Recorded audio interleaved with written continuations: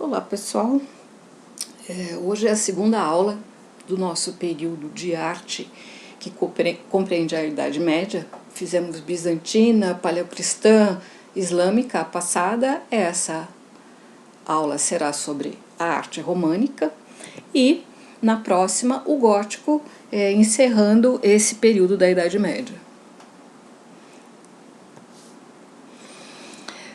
Aqui a gente tem as questões que vocês já têm disponíveis e agora o que a gente vai tratar é de um período da Idade Média em que o aparecimento das cidades começa a acontecer. Então, as características desse contexto cultural é quando a vida nas cidades já volta a ter uma certa dinâmica e que aquela condição dos feudos começa a ser desfeita e as cidades começam a reaparecer. Então, o período histórico é do século XI a XIV, um arrefecimento das condições de produção econômicas características do feudalismo.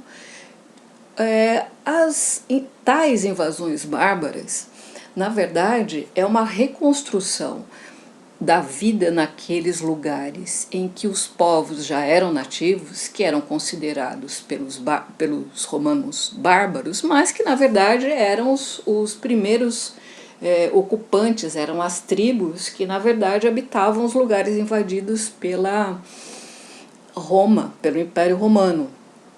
Então, aquilo que ficou conhecido como diminuição das invasões é de fato um estabelecimento cultural com uma inter-relação razoável com aquilo que ficou conhecido como a continuidade cultural daquele período, naqueles lugares, com a interferência ou com a influência romana no passar dos séculos. A gente não pode esquecer que, para falar do século XI ao XIV, transcorreram-se aí 1000 anos no qual essa influência dominante estava no lado oriental, no Império Bizantino. Então, aquilo que se chama bárbaro agora, na verdade, é a constituição dessa sociedade dominada pela Igreja nos vários lugares em que essa civilização começa a se estabelecer, se firmar novamente na Europa. E, para isso, as cruzadas tiveram um papel importantíssimo, porque elas faziam essa transição do Oriente para o Ocidente, e o caminho que elas percorriam com essa pretensão de religiosidade firmava um comércio e um transporte de pessoas, mercadorias, que favoreceu tanto a civilização quanto o desenvolvimento econômico a partir do comércio. Ou seja, o que tem de importante é o renascimento comercial urbano, fortalecimento das cidades, nascimento da burguesia e, finalmente, a queda do Império Romano do Oriente em Constantinopla com a tomada dos otomanos, que de fato vai devolver para a Europa Ocidental esse fomento de civilização que existia ainda sobre aquela porção de terra que era de domínio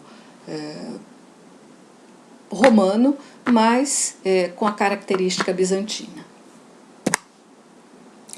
Então, a gente tem a Igreja Católica enquanto força unificadora, que estende a sua atuação por toda a Europa. Ou seja, no último século do milênio, a construção das grandes igrejas e catedrais é o que reunia de modo significativo a força política, religiosa e artística do período. Ou seja, os vários reinos que eram sustentados, que foram sustentados pelo feudalismo, agora tem na intercomunicação da Igreja Católica nos vários países a representação política, artística, social, econômica. As fortalezas de Deus, elas são a representação dessa solidez da Igreja Católica, tanto fisicamente quanto institucionalmente. Então, a Idade Média tem, enquanto representação artística, seja na Baixa Idade Média, como a gente viu na Bizantina, ou na Alta Idade Média, como a gente começa a ver agora, com a Românica e a continuidade, o expoente disso com a arquitetura gótica, essa expressão da arte atrelada à arquitetura. Então, a arquitetura românica é por volta do ano 1000, na virada do milênio, até 1150, quando o gótico, de fato, ele tem expressão. Mas, nesse período, é bom lembrar que a construção das igrejas, ou essa manutenção dos mosteiros, das grandes basílicas, do centro de poder nas grandes cidades da época, que são grandes cidades até hoje, a maioria delas, ela se dá com esse desenvolvimento contínuo de atração dos fiéis para dentro da igreja, para reforçar esse poderio que a igreja exerceu durante toda a Idade Média. Então, o aparecimento do românico enquanto característica, ele engloba essas porções de nacionalidades ou de maneiras culturais de cada lugar. Então, ela reflete um estilo, mas ela tem influências variadas dependendo do lugar onde ela aparece. Sempre sob o domínio, sob a tutela da Igreja Católica. Então, a distribuição geográfica é de uma grande variedade de tipos e locais, ou seja, a gente fala em características gerais, mas sob o panorama geral, né, daquilo que é o norte oferecido pela Igreja Católica para arrebanhar os fiéis para atividade, para manutenção do poder da igreja. Então vamos lá. Tanto a escultura quanto a pintura estavam atreladas à arquitetura. Mais uma vez, destinada a decorar os templos religiosos, a arte tem como função retratar e propagar os assuntos da fé. Ou seja, a arte ela é atrelada à catequese, ao oferecimento para os fiéis que não podiam ler, que não sabiam ler, que eram agricultores ou, ligados a funções agrárias e manufatureiras, na grande maioria, esse legado da Bíblia, da vida dos santos, dos apóstolos de Jesus Cristo. Por quê? Ao contrário da Igreja do Oriente, como a gente viu na arte bizantina, aqui no Ocidente a vida dos santos é fundamental para a Igreja Católica, para essa manutenção nos vários lugares onde ela atua, na Espanha, Itália principalmente, França, etc., os lugares onde esses lugares sagrados de guardar essa manutenção viva da história dos santos e da Igreja era de fundamental importância para o poderio da Igreja Católica. Então vamos, assim como a pintura, a escultura ela tem essa relação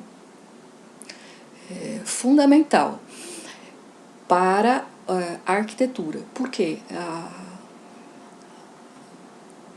a escultura isolada, como a gente conhecia lá nos romanos, nos gregos e romanos, ela tem pouca importância. Então, o objeto de arte, ele é valorizado desde que ele esteja no contexto da sacralidade. Não que esses pequenos objetos escultóricos não existissem, mas como eles são atrelados à vida religiosa, eles não têm tanta significação quanto aquilo que é usado na arquitetura para fazer essa catequese.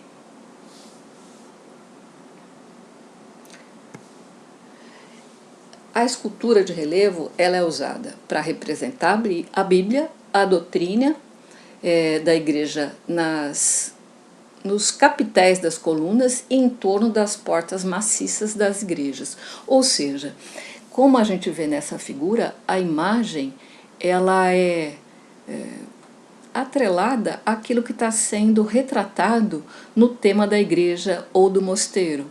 Então, quando a igreja era consagrada a um santo ou um tema como a ressurreição de Cristo, enfim, essa alegoria ou essa decoração, ela retratava aquilo que era pertinente ao tema da igreja, do mosteiro, que era ao qual era consagrada a construção e a manutenção da fé naquele determinado lugar.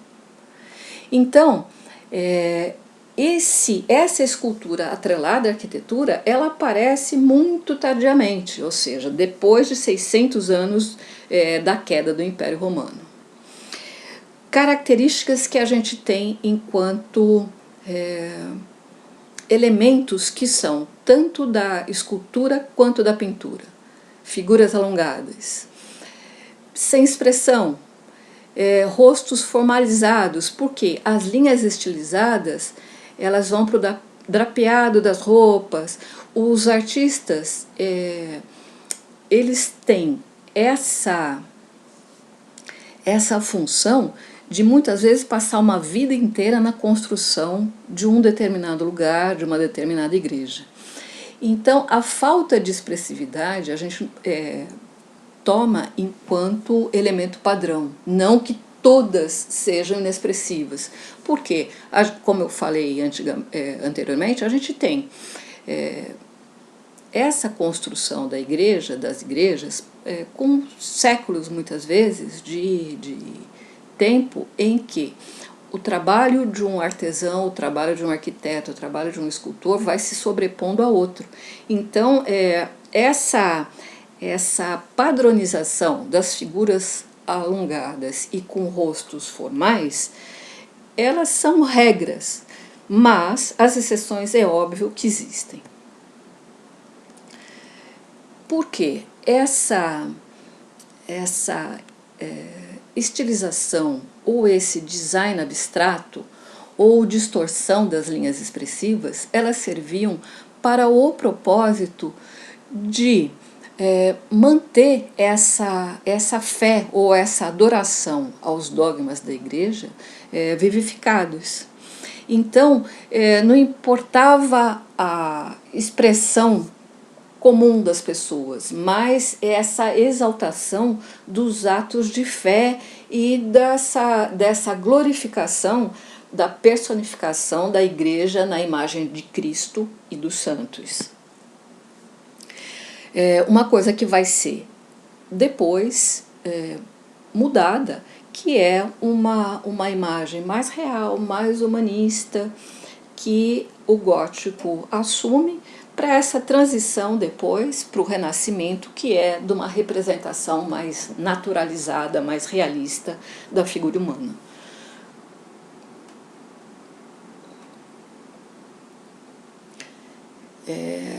Elas eram imaginativas porque elas, na verdade, contavam histórias daquilo que era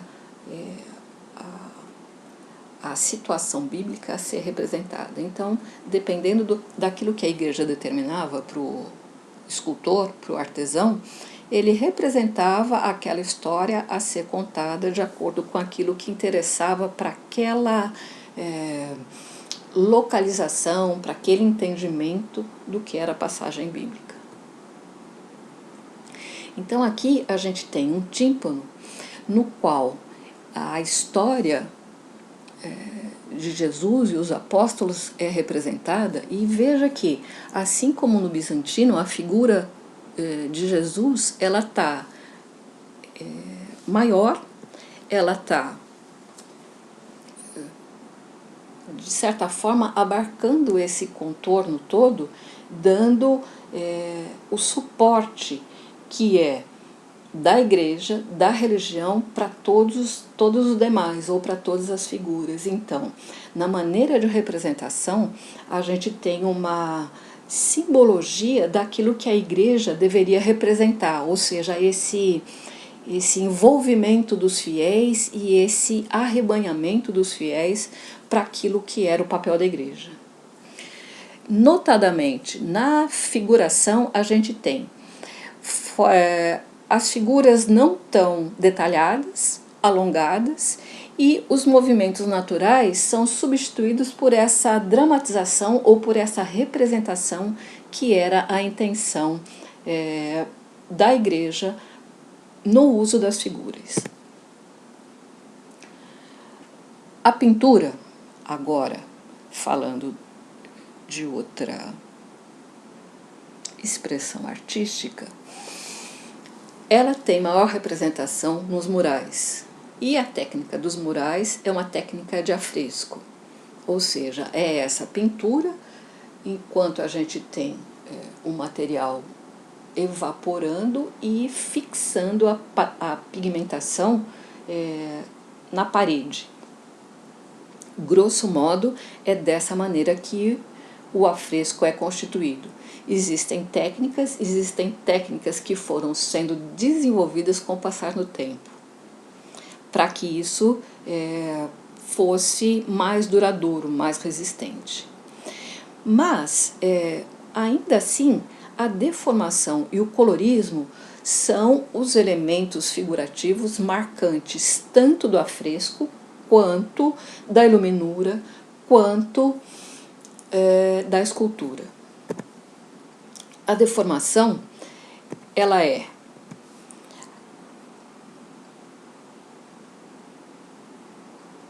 exatamente essa transformação da imagem com uma característica de realce que vai caracterizar o centro da atenção ou a dimensão da figura que deve ser ressaltada em relação às demais. O fato de Cristo sempre ser maior do que as demais figuras componentes do quadro ou daquela história representada é o exemplo maior dessa deformação que ocorre. O colorismo são as cores chapadas, sem os meio-tons, nem jogos de luz e sombra. Isso a gente vai ter de fato implementado no Renascimento. Porque tratar as figuras com realidade não importa. Importa aquilo que quer ser demonstrado com a relação e o jogo formal entre elas. Aqui, na verdade, a gente pode ver de fato a falta de expressividade ou a expressão unânime de todas as figuras colocadas nesse mural. Veja que, enquanto a gente tinha visto anteriormente algumas figuras com uma certa expressividade na escultura, aqui a gente tem essa falta de expressão característica bem marcada. Bom, então, em contraste com a pintura de grandes dimensões, que são os murais, né, ou a pintura parietal, a gente tem as ilustrações dos livros religiosos que era feito nos conventos, que são conhecidos como iluminuras. Então veja, esses manuscritos eles eram confeccionados com muita precisão, muito detalhamento, muito requinte, muitas horas de trabalho. Nesse caso, a gente tem uma comparação entre uma capa de ouro e uma capa de couro entalhada. Então, a figura alongada, a expressividade serena que a gente viu na figura anterior, ela é mantida nessa escultura. Então, quando a gente fala da regra geral, é disso que é tratado, ou seja, aquela relíquia que é trabalhada com tanto esmero, ela segue um padrão que é determinado pela igreja. Então não é a expressão do artista, é aquilo que deve ser retratado a serviço da igreja. Elas incorporam obras teológicas, eventos bíblicos, vida dos santos. Então veja, o alongado dessa figura é aquilo que a gente tem como padrão. Essa figura de Cristo em proporção similar aos dois dípticos que a gente contempla do lado como reprodução, é outro exemplo da maior dimensão. Aqui a gente tem um tríptico que é essa tripartitura da obra em que você tem 3 elementos de representação. Mas a gente pode falar disso melhor numa outra aula. Falando das iluminuras de novo. Elas eram chamadas de iluminuras porque o trabalho em ouro, ele dá essa luminosidade, esse brilho que vai iluminar o olhar quando você abre a página e se depara com aquela riqueza de detalhes, com aquela minúcia e com aquela capacidade de entreter numa dimensão pequena com tantos elementos. Então, essa devoção que os monges tinham fazia parte daquela reclusão e daquela devoção a Deus. Então, passar uma vida fazendo um livro era um ato de devoção à igreja. Outro elemento que vale a pena lembrar é que as igrejas de peregrinação, elas eram constituídas exatamente porque eram lugares sagrados em que restos mortais dos santos eram guardados. Então, os relicários, eles eram esse elemento que ia proteger aquela parte, aquele objeto sagrado consagrado ao santo. Então, essa peregrinação tinha como objetivo esse objeto sagrado que, na verdade, ele era consagrado num invólucro que era tão ou mais valioso quanto essa peça que era do santo, que é de valor inestimável. Aqui a gente tem os dois exemplos, que um é de ouro com pedras preciosas e o outro ele é pintado e com essa incrustação de algumas pedras preciosas, exatamente para guardar esse objeto tão valioso, que na verdade era um osso, um dente, alguma coisa que supostamente teria pertencido ao santo. Bom, agora a gente chega no que é mais interessante para a gente, que é de fato a arquitetura nesse período. E ela tem as características do uso de elementos e métodos de construção que lembravam aqueles usados pelos romanos. Por isso é que ela se chama românica, ou romanesca, se a gente for fazer uma tradução para a língua inglesa, que reunia essa presença das abóbodas com os arcos de 180 graus nessa maneira construtiva. Paredes grossas, então a gente tem construções em pedras que tem os arcos de 180 graus fazendo essa possibilidade de cobertura das abóbodas. pouca decoração no exterior, mas com uma ornamentação rica internamente. A cruz nas plantas da igreja, que tem tanto a influência da basílica romana, como a gente viu na aula anterior, quanto a influência da cruz de Cristo e essa associação de ambas as coisas para dar essa constituição física da tipologia das igrejas. Fora isso, como elas eram pesadas, então a percepção da horizontalidade e o fato delas serem chamadas fortalezas de Deus, elas dão essa característica pesada para as igrejas, para as basílicas da arquitetura românica.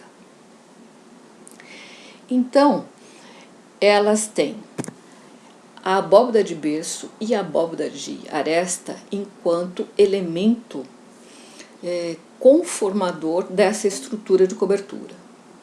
E o pilar grosso, pesado, além da parede pesada de pedra, fazendo essa sustentação.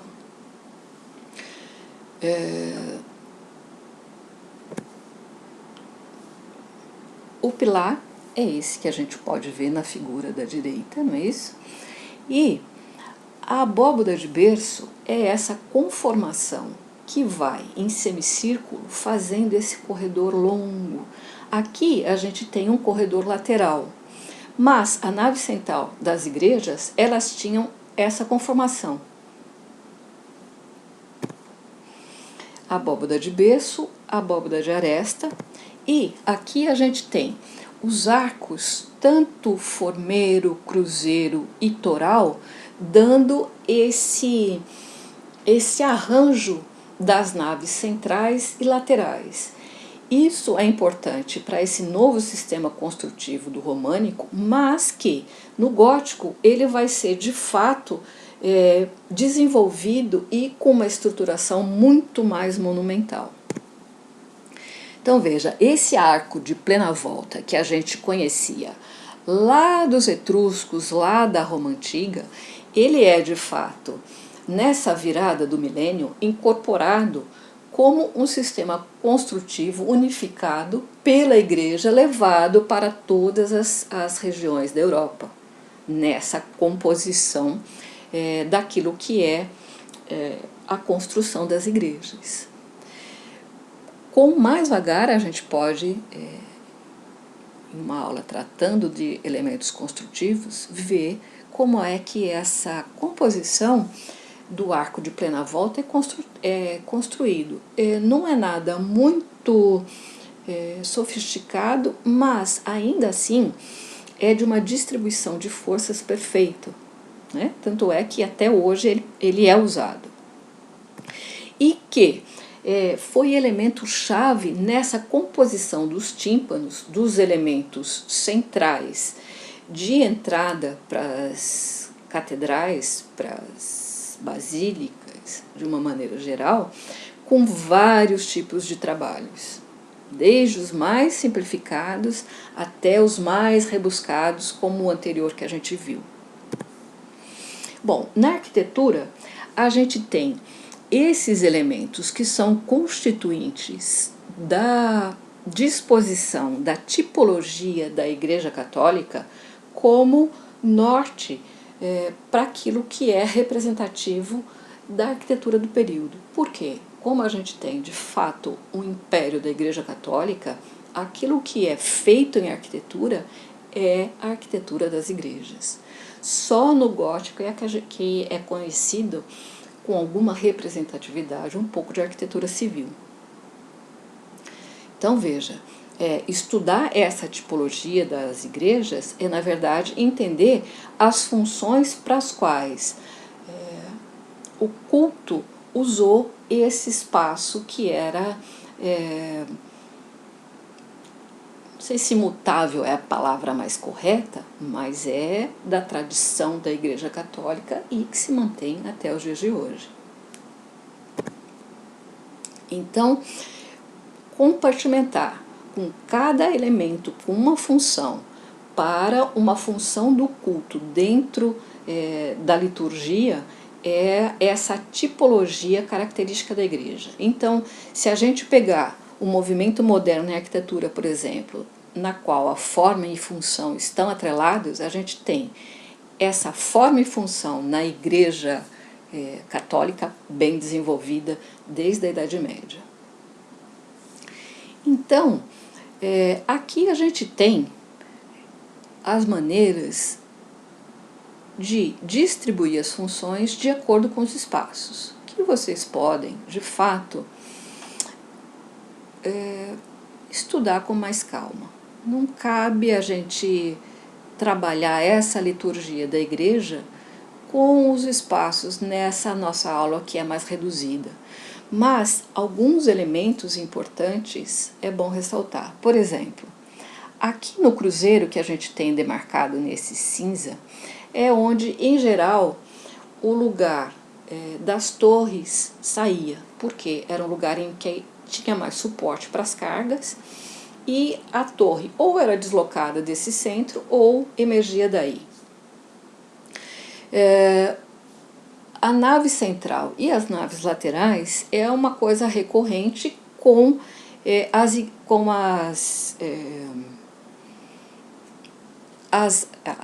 no final da abside, as naves laterais contornando a igreja. Os elementos como o átrio ou o nárdex, aliados à nave central, elas são uma referência à Basílica Paleocristã, como a gente já viu na aula anterior.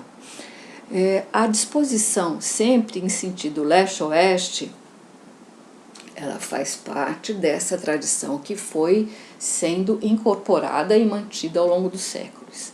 O fato da igreja, do comprimento da igreja, ser um múltiplo da nave central, também é um elemento importante, porque ela oferece um entendimento espacial e com o simbolismo religioso de como é que essa construção acontece.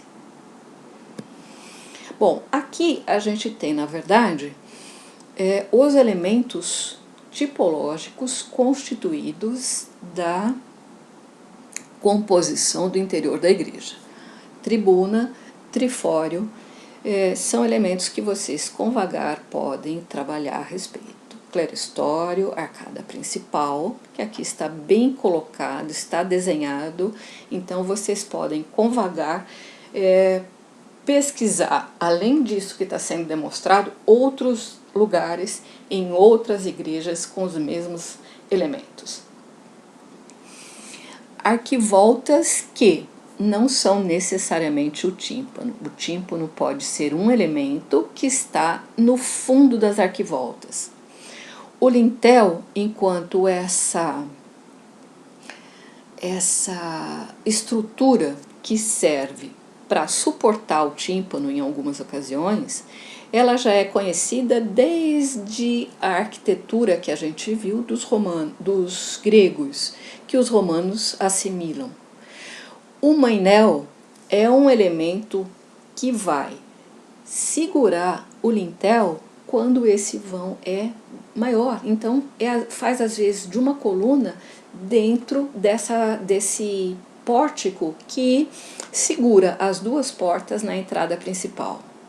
Então veja que são elementos que vão se aprimorando tanto na escultura quanto no sistema construtivo para dar essa composição dos elementos de decoração que compõem a arquitetura e que fazem a tipologia da arquitetura desse período e posteriormente do gótico.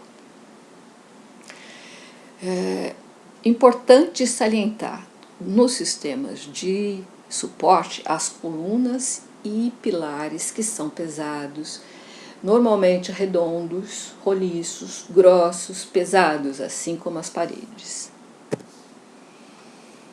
Então aqui a gente tem, além disso, o fato delas serem consideradas fortalezas de Deus por terem paredes compactas e poucas aberturas, porque se tivesse muita abertura a parede não suportaria tanto peso dela própria quanto da cobertura, esse ouro que vai decorar os elementos internos, os mosaicos e demais elementos de composição, eles convidam ao recolhimento. Então, essa iluminação indireta, assim como a gente viu na Catedral de Santa Sofia, que é o exemplo máximo da arquitetura bizantina, as filigranas, os elementos extraídos dessa iluminação, que é filtrada em alguns elementos para dentro da igreja e para esses apoios em lugares-chave com a decoração do ouro, que é o que vai fazer a diferença nesse interior muito decorado dessas paredes grossas das fortalezas de Deus. Bom, só fazendo um adendo para frisar que as igrejas de peregrinação, elas são lugares onde os fiéis, além de rotas de peregrinação, eles criaram, com o passar dos séculos, as cidades. Então, esse estabelecimento das cidades e da vida urbana acontece nos caminhos de peregrinação e nesses lugares onde determinadas igrejas, determinados conventos, determinados mosteiros marcavam esses lugares importantes para o cristianismo. Então, esses pontos de pouso, eles eram trabalhados de maneira que a igreja, com essa constituição, como a gente vê na planta agora, ela tem o seu interior desenvolvido e um suporte de estrutura junto com a igreja. E a partir daí, dessa junção de mosteiro, de lugar de peregrinação, de lugar de pouso, as igrejas as cidades começam a se desenvolver. Como é o caso de Santiago de Compostela, que é esse exemplo, e que tem essa rica decoração interna que mescla estilos por ter levado séculos para o término da execução dela. A partir de agora, a gente tem várias outras igrejas que vocês podem, com esses slides e com essa indicação desses elementos, fazer uma pesquisa com maior empenho para, de fato, entender melhor o aparecimento desses lugares e dessas igrejas nos vários pontos da Europa. Então, aqui o que a gente tem é uma indicação desses lugares para que a aula não fique muito longa e vocês, de fato, com o seu interesse, tenham mais condição de pesquisar esses séculos de história, né? Que novamente a gente tem séculos de história condensados em pouco tempo de um estilo artístico e arquitetônico. Tá certo, pessoal? Até a próxima. Obrigada.